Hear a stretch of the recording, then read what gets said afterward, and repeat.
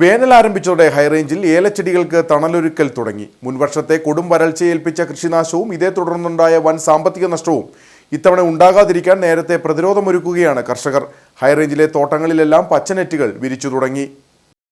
മരത്തണൽ കുറവുള്ള പ്രദേശങ്ങളിലാണ് ചെടികളിൽ നേരിട്ട് വെയിലേൽക്കാതിരിക്കാൻ പച്ച നിറത്തിലുള്ള നെറ്റ പന്തൽ പോലെ വലിച്ചു കെട്ടി സംരക്ഷണം ഒരുക്കുന്നത്.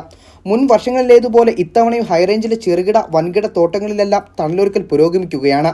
ഒരു പതിറ്റാണ്ടായി കർഷകർ ഇത്തരത്തിൽ കൃത്രിമ തണൽ ഒരുക്കുന്നുണ്ട്. നമുക്കറിയാം, ഇന്ന് നമ്മുടെ ഏത് പ്രദേശത്തൂടെ, ഇടുക്കി ജില്ലയിലെ ഏത് പ്രദേശത്തിലൂടെ യാത്ര ചെയ്താലും മൊത്തം പച്ചനെറ്റ് ഏലത്തിന് മുകളിൽ വലിച്ച് കൃഷിയെ സംരക്ഷിക്കുന്ന ഒരു കാഴ്ചയാണ് കാണാനുള്ളത്. നമുക്കറിയാം, ഒരു ഏക്കർ സ്ഥലത്ത് പച്ചനെറ്റ് ഉപയോഗിച്ച് തണൽ ലഭ്യമാക്കണമെങ്കിൽ ലക്ഷക്കണക്കിന് രൂപയുടെ നെറ്റ് വാങ്ങിക്കേണ്ടതായിട്ടുണ്ട്. അത് കർഷകർ പണയം വെച്ചും പലിശയ്ക്ക് പണം വാങ്ങിച്ചൊക്കെയാണ് ഈ കൃഷിയെ സംരക്ഷിക്കുന്നതിന് വേണ്ടിയിട്ട് ഈ പച്ചനെറ്റ് നിലവിൽ വാങ്ങിച്ച് കൃഷിയിടത്തിൽ വലിച്ചു കെട്ടുന്നത്. പക്ഷേ ഇതുകൊണ്ട് അധികം പ്രയോജനം ഇല്ല എന്നാണ് നമ്മൾ മനസ്സിലാക്കുന്നത്.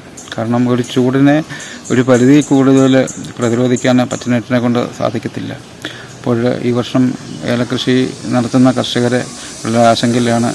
മഴയൊക്കെ വരുന്ന നാളുകളിൽ പെയ്തില്ലെങ്കിൽ തങ്ങളുടെ ഉപജീവനമാർഗം ഇല്ലാതാകുമെന്നുള്ള ഒരു ആശങ്കയിലാണ് ഇടുക്കി ജില്ലയിലെ എല്ലാ കർഷകരും. ഈ സീസണിൽ ഒരു മാസം മുമ്പേ തണലൊരുക്കുന്ന ജോലികൾ ആരംഭിച്ചു കഴിഞ്ഞു.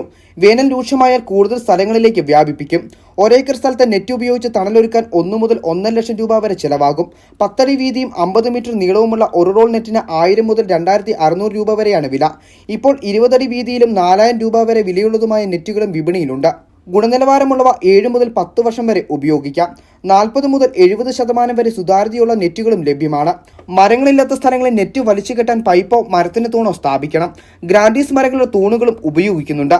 കൂടാതെ കയർ, കമ്പി, തൊഴിലാളികളുടെ കൂലി തുടങ്ങിയ മുതൽമുടക്കും ഏറെയാണ്.